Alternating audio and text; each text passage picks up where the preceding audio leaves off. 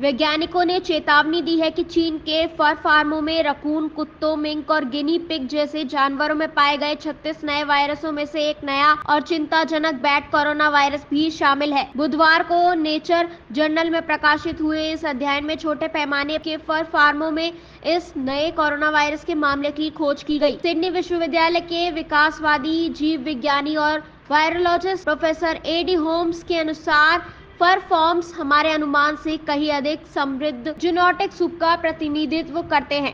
Professor Holmes ने चीन में अपने सहयोगियों के साथ मिलकर इस रिपोर्ट का सहलेखन किया है। शोधकर्ताओं ने मिंक, मस्करैट्स, लोमड़ियों और रकून कुत्तों जैसे आमतौर पर पाले जाने वाले कई जानवरों के साथ साथ गिनी पिग और हिरन जैसी प्रजातियों में भी वायरस की उपस्थिति देखी है। चीन के इन फर फार्मों में मिले वायरसों की यह खोज चिंताजनक है क्योंकि ये छोटे खेत आमतौर पर वायरस निगरानी के दायरे में नहीं आते। डॉक्टर होम्स का कहना है कि इस अध्ययन से पता चलता है कि ये नई प्रजातियां कई तरह के वायरस से भरी हुई हैं, जिनमें से कुछ वायरस प्रजातियों की सीमाओं को पार कर सकते हैं। व्यापार हमारे लिए एक बड़ा जोखिम है क्योंकि हम खुद को जंगली जानवरों से आने वाले वायरस के संपर्क में ला रहे हैं, जो अगली महामारी की शुरुआत का संकेत हो सकते हैं। शोधकर्ताओं की टीम ने फर फार्मों में से 461 जानवरों का प्रशिक्षण किया, जिनमें से ज्यादातर उत्तर पूर्वी चीन के थे और सभी की मौत बीमारी के कारण हुई थी। वैज्ञानिकों ने 125 विभिन्न प्रकार के वायरस की पहचान की, जिनमें से 36 नए प्रकार के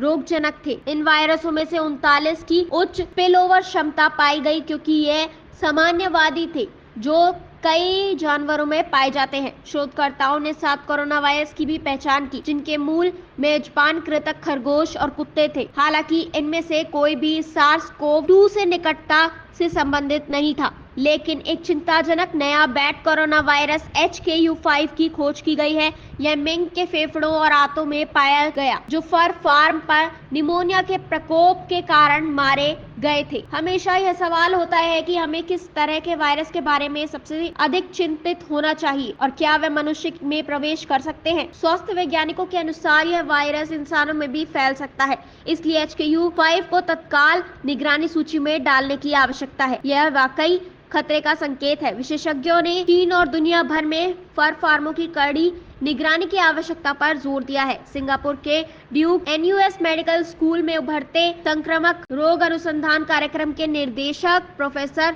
लिनफा वांग, जो इस अध्ययन में शामिल नहीं थे, वो भी इस बात का समर्थन करते हैं। वैज्ञानिक लंबे समय से चिंतित है कि मिंक फार्म वायरस के उत्परिवर्तन के लिए उपजाऊ जमीन बन सकते हैं, क्योंकि ये जानवर मनुष्य की तरह ही कई वायरस के प्रति संवेदनशील होते हैं।